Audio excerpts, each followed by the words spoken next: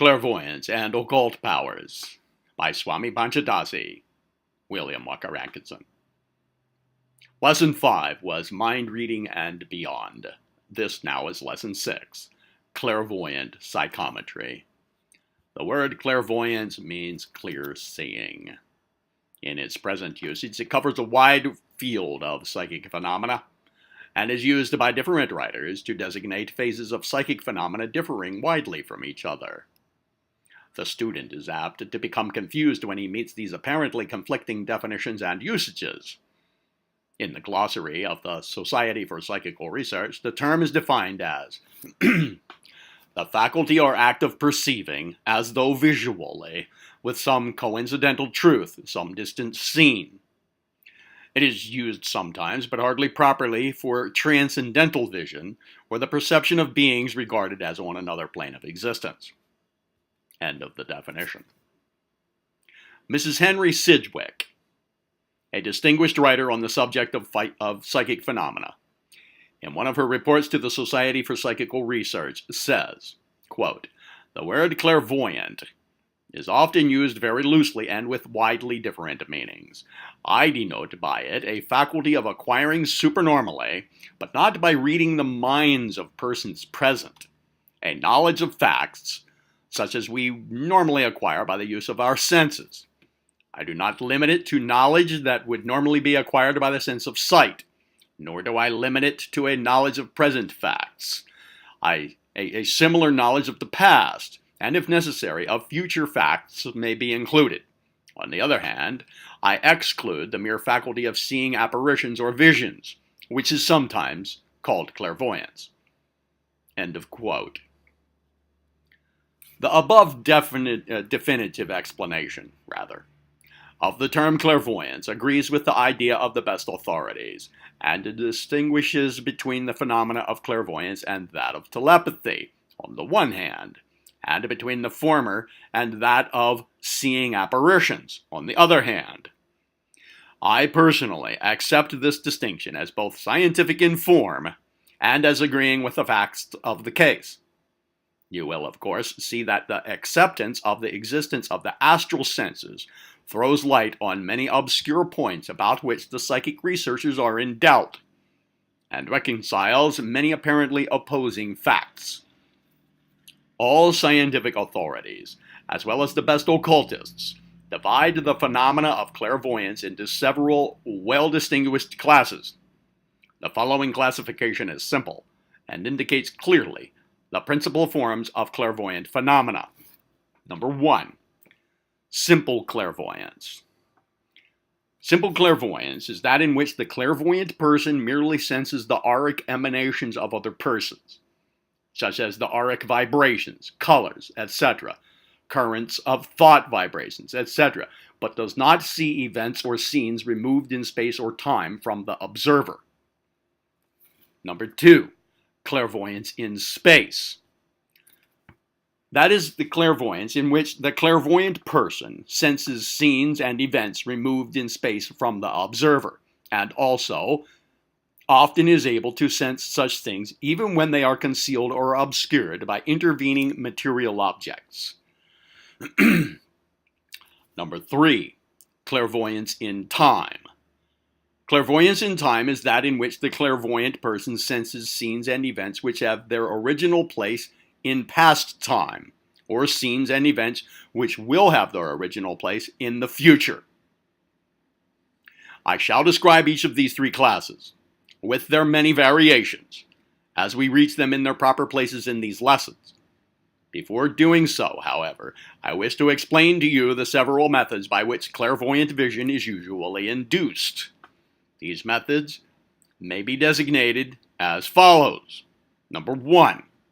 Psychometry, or the method of getting en rapport with the astral plane by means of some physical object connected with the person, thing, or scene about which you desire to be informed. Number 2. Crystal gazing, etc., or the method of getting en rapport with the astral plane by means of gazing into a crystal, a magic mirror, etc. Number 3. Clairvoyant reverie, or the method of getting en rapport with the astral plane by means of psychic states in which the sights, sounds, and thoughts of the material and physical plane are shut out of consciousness. I shall now proceed to give the details regarding each of the three great classes of methods inducing clairvoyant vision, or en rapport conditions, with the astral plane.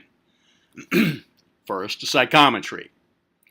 Psychometry is that form of clairvoyant phenomena in which the clairvoyant gets into en rapport relation with the astral plane by means of the connecting link of material objects, such as a bit of stone, a piece of hair, an article of wearing apparel, etc., which has had previous associations with the thing, person, or scene regarding which clairvoyant vision is required.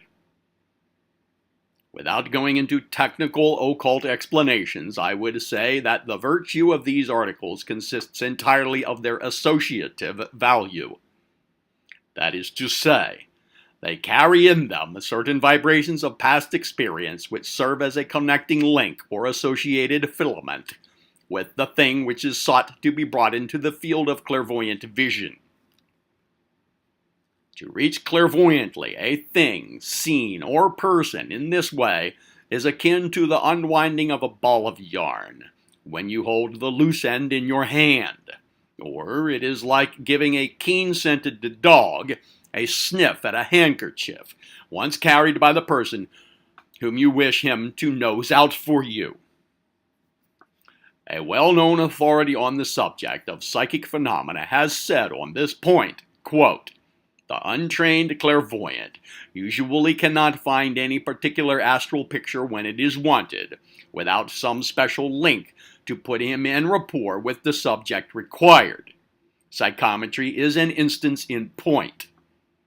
It seems as though there were a sort of magnetic attachment or affinity between any article of matter and the record which contains its history, an affinity which enables it to act as a kind of conductor between that record and the faculties of anyone who can read it.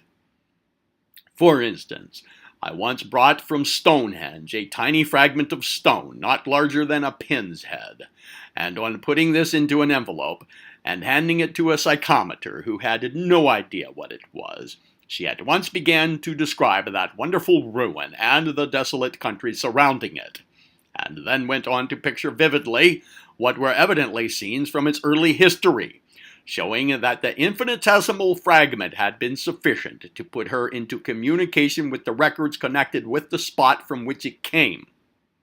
The scenes through which we pass in the course of our life seem to act in the same way upon the cells of our brain as did the history of Stonehenge upon that particle of stone. They establish a connection with those cells by means of which our mind is put en rapport with that particular portion of the records, and so we, so-called, remember what we have seen." End of quote. One of the simplest and most common forms of psychometry is that in which the psychometrist is able to tell the physical condition of a person by means of holding to the forehead, or even in the hand, some trinket or small article, such as a handkerchief recently worn on the person of the individual regarding whom the information is sought. In the case of some very sensitive psychometrists, the psychic person takes on the condition of the other person whose former article of clothing, trinket, etc. she is holding. She will often actually experience the physical pain and distress of the person, and will be able to indicate from what ailment the person is suffering. Some persons attain great proficiency in this direction, and are a great assistance to wise physicians who avail themselves of their services. Some successful physicians themselves possess this faculty well developed, and use it to great advantage, though, as a rule, they keep very quiet about this, from fear of creating unfavorable comment from their fellow physicians, and from the general public who do not believe in such tomfoolery, so to speak. A further step is the power of some psychometrists to correctly describe the personal characteristics and even the past history of persons with whom they come in contact, or those, whose associated article they have in their hands. Some very remarkable instances of this phase of psychometry are related in the books containing the history of clairvoyance. An interesting case is that related by Zschokke, that's Zschokke, the eminent German writer, who relates in his autobiography his wonderful experience in this direction. Listen to the story in his own words. Quote, "It has happened to me occasionally at the first meeting with a total stranger, when I have listened or been listening in silence to his conversation, that his past life up to the present moment, with many minute circumstances belonging to one or other particular scene in it, has come across me like a dream, but distinctly, entirely involuntarily, and unsought, occupying in duration a few minutes.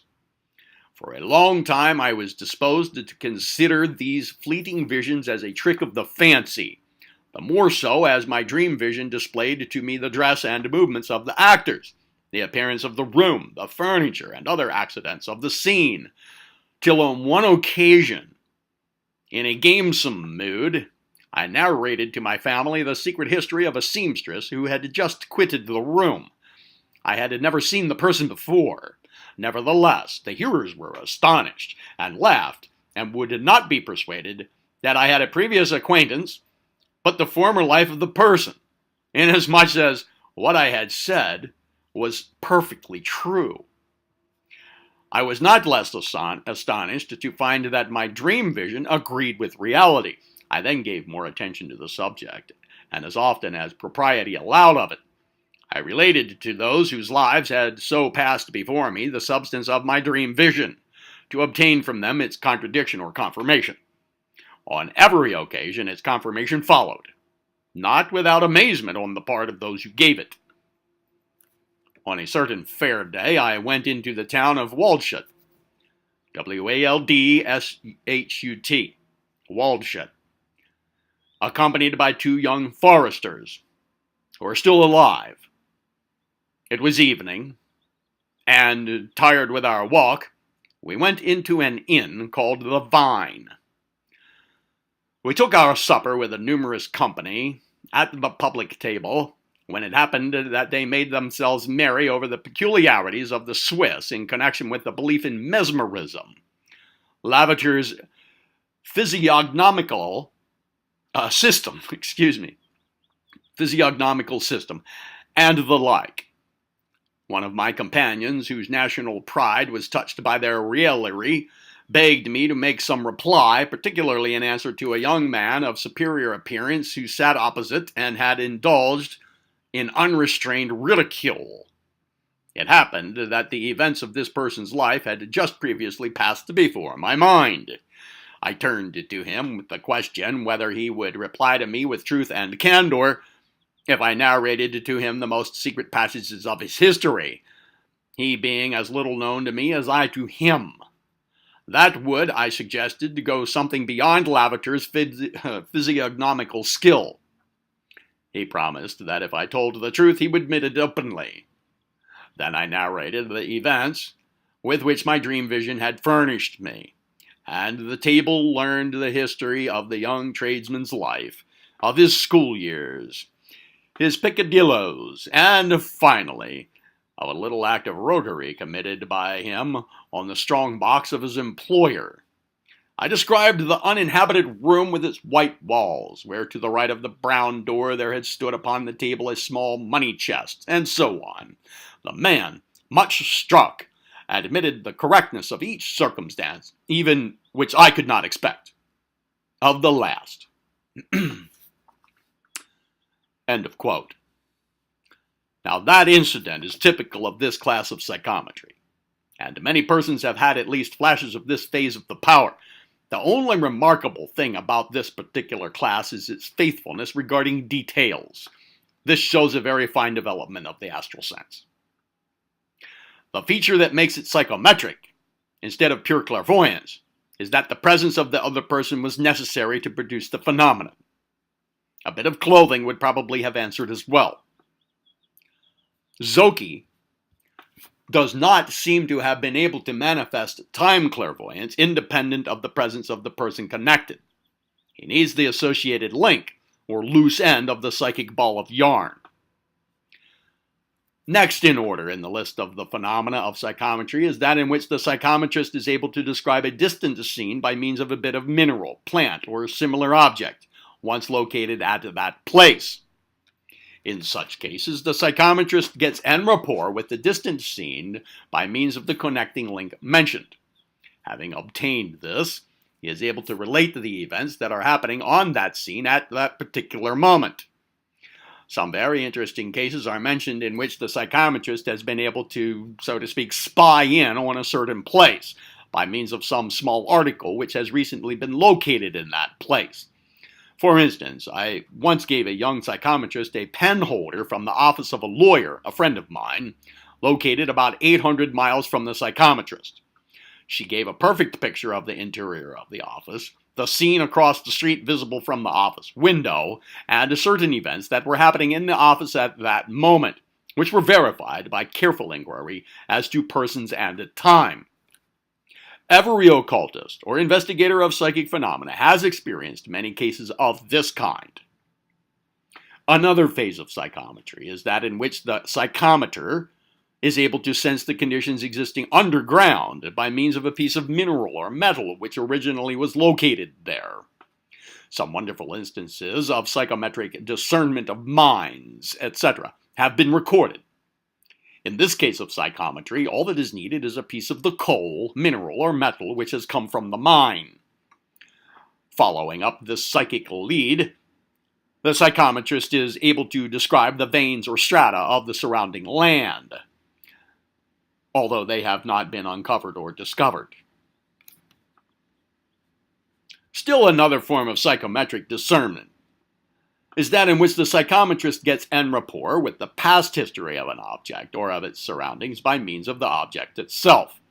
In this way, the psychometrist, holding in his hand or pressing to his head a bullet from a battlefield, is able to picture the battle itself. Or given a piece of ancient pottery or stone implement, the psychometrist is able to picture the time and peoples connected with the object in the past, sometimes after many centuries are passed. I once handed a good psychometrist a bit of ornament taken from an Egyptian mummy over 3,000 years old. Though the psychometrist did not know what the object was, or from whence it had come, she was able to picture not only the scenes in which the Egyptian had lived, but also the scenes connected with the manufacture of the ornament, some 300 years before that time, for it turned out that the ornament itself was an antique when the Egyptian had acquired it. In another case, I had the psychometrist describe in detail the animal life and the physical phenomena of the age in which a fossil had existed when alive, many thousands of years ago. In the proper place in this book, I will explain just how it is possible to penetrate the secrets of the past by psychometric vision. That is to say, the psychic laws making the same possible. Some of the most remarkable of recorded instances in this form of psychometry known to the Western world are those related in the works of a geologist named Denton, who some 50 years ago conducted a series of investigations into the phenomena of psychometry. His recorded experiments fill several volumes. Being a geologist, he was able to select the best subjects for the experiments, and also to verify and decide upon the accuracy of the reports given by the psychometrists. His wife, herself, was a gifted psychometrist, and it has been said of her, by good authority, that she is able, by putting a piece of matter, whatever be its nature, to her head, to see, either with her eyes closed or open, all that the piece of matter, figuratively speaking, ever saw, heard, or experienced. The following examples will give a good idea of the Denton experiments, which are typical of this class of psychometry. Dr. Denton gave the psychometrist a small fragment broken from a large meteorite, She held it to her head and reported, "This is curious. There's nothing at all to be seen. I feel as if it were in the air. No, not in the air either, but in nothing, no place. I am utterly unable to describe it. It seems high. However, I feel as though I were rising and my eyes are carried upwards, but I look around in vain. There is nothing to be seen. I see clouds now, but nothing else. They are so close to me that I seem to be in them. My head and the neck and eyes are affected. My eyes are carried up, and I cannot roll them down. Now the clouds appear lighter and look as though the sunlight would burst through them. As the clouds separate, I can see a star or two now, and then the moon instead of the sun.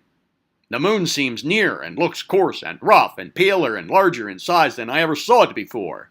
What a strange feeling comes over me here. It appears as if I were going right to the moon, and it looks as if the moon were coming to me. It affects me terribly." Dr. Denton adds, "She was too much affected to continue the experiment longer. Had this aerolite at some period of its history come within the sphere of the moon's attraction, and had its velocity so increased that its augmented centrifugal force had carried it off into space again, whence, drawn by the superior attractive force of the earth, it had fallen and ended its career forever?"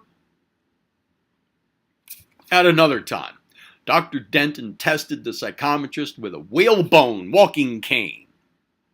She supposed it to be wood, but when she began to report her psychic impressions, they came as follows, quote, "I feel as though I were a monster. There is nothing of a tree about it, and it is useless for me to go further. I feel like vomiting. Now I want to plunge into the water. I believe that I'm going to have a fit. My jaws are large enough to take down a house at a gulp. I now know what it is. It's a whalebone. I see the inside of the whale's mouth. It has no teeth. It has a slimy look, but I only get a glimpse of it. Now I see the whole animal. What an awful-looking creature." End of quote. Another time, Dr. Denton gave the psychometrist a minute piece of the enamel of the tooth of a mastodon, which had been found 30 feet below the surface of the earth. The psychometrist had not the slightest knowledge of the character of the tiny flake of enamel handed her, but nevertheless reported, quote, "My impression is that it is a part of some monstrous animal, probably part of a tooth. I feel like a perfect monster with heavy legs, unwieldy head, and a very large body. I go down to a shallow stream to drink. I can barely speak. My jaws are so heavy. I feel like getting down on all fours. When a noise comes through the woods, what a noise! I have an impulse to answer it. My ears are very large and leathery, and I can almost fancy they flap in my face as I move my head. There are some older ones than I. It seems so out of keeping to be talking with these heavy jaws. They are dark brown, as if they had been completely tanned. There is one old fellow with large tusks that looks very tough. I see several younger ones. In fact, there's a whole herd. My upper lip moves curiously. I can flap it up. It seems strange to me how it is done. There is a plant growing here, higher than my head. It is nearly as thick as my wrist, very juicy, sweet, and tender. Something like green corn in taste, but sweeter. It is not the taste it would have to a human being. No, it is sickenish, and very unpleasant to the human taste." End of quote. These instances might be multiplied indefinitely, but the principle in this is the same, in each. In my own experience, I gave a small piece from the Great Pyramid of Egypt to a psychometrist who was uneducated and who knew nothing of ancient Egypt or of its history, and notwithstanding this, she gave me such a detailed and complete account of the life of ancient Egypt, which was in such complete accordance with the opinions of the best authorities, that I would hesitate about publishing the report, for it certainly would be regarded as a rank imposture by the average scientific authority. Someday, however, I might publish it. There are no special directions to be given the student in psychometry. All that can be done is to suggest that each person should try the experiments for himself, in order to find out whether he has or has not the psychometric faculty. It may be developed by the methods that will be given to develop all psychic powers in another part of this book, but much will depend upon actual practice and exercise. Take strange objects and, sitting in a quiet room with the object held to your forehead, shut out all thoughts of the outside world and forget all personal affairs. In a short time, if the conditions are all right, you will, begin to have flashes of scenes connected with the history of the object. At first rather disconnected and more or less confused, there will soon come to you a clearing away of the scene, and the pictures will become quite plain. Practice will develop the power. Practice only when alone, or when in the presence of some sympathetic friend or friends. Always avoid a discordant and inharmonious company when practicing psychic powers. The best psychometrists usually keep the physical eyes closed when practicing their power. You have doubtless heard the sensing of sealed letters spoken of as clairvoyance. But this is merely one form of psychometry. The letter is a very good connecting medium in psychometric experiments. I advise you to begin your experiments with old letters. You will be surprised to discover how readily you will begin to receive psychic impressions from the letters, either from the person who wrote them, or from the place in which they were written, or from someone connected with the subsequent history. One of the most interesting experiments I ever witnessed in psychometry was a case in which a letter that had been forwarded from place to place until it had gone completely around the globe was psychometrized by a young Hindu maiden. Although ignorant of the outside world, she was able to picture the people and the scenery of every part of the globe in which the letter had traveled. Her report was really an interesting travel log of a trip around the world, given in tabloid form. You may obtain some interesting results in psychometrizing old letters, but always be conscientious about it and refrain from divulging the secrets that will become yours in the course of these experiments. Be honorable on the astral plane, as well as on the physical, more so, rather than less. Lesson 7 will be clairvoyant crystal gazing.